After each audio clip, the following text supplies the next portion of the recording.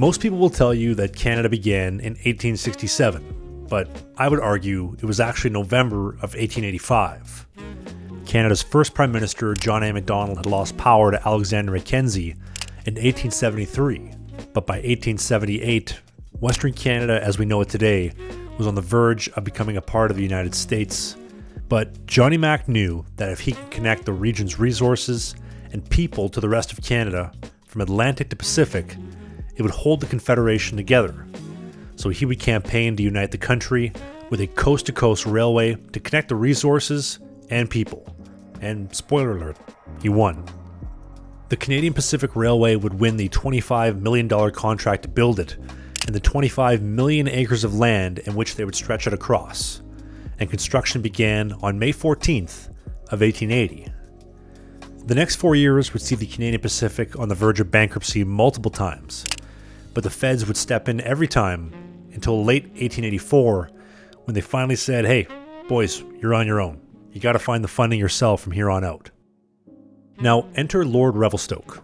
He was a member of the Revelstoke banking dynasty over in Britain and would invest the final funding for the Canadian Pacific to complete their railway.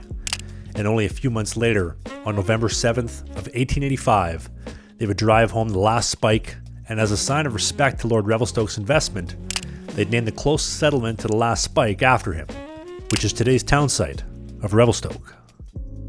The completion of the railway would facilitate, quite frankly, a rapid expansion of the West.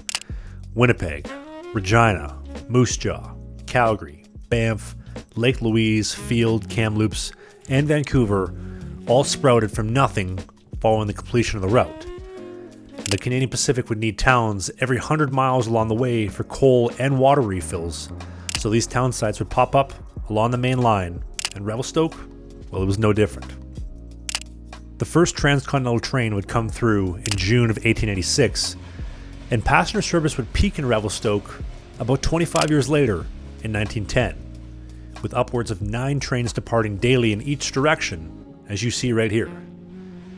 But the selling point for taking the Canadian Pacific passenger trains was to experience the Rockies, and the discovery of the Banff Hot Springs and Lake Louise in the 1880s made Banff and Lake Louise the focal points to build the Banff Springs Hotel and the Chateau Lake Louise, drawing tourists in to experience the destination. You would depart Calgary first thing in the morning, but by the time the train would get into the Selkirk Mountain Ranges just outside of Revelstoke, the sun would be on the verge of setting, and this is in peak daylight hours. And considering these trains were more often late than they were on time, most people never got to see or appreciate the beauty that I'm going to show you today. This was a clip for a full-length show. If you want to watch the full episode of the clip you just saw, click right here, you get the full show, and they go up live every single Sunday. If you want more clips of what you just saw, click right here, you can see the next great hit.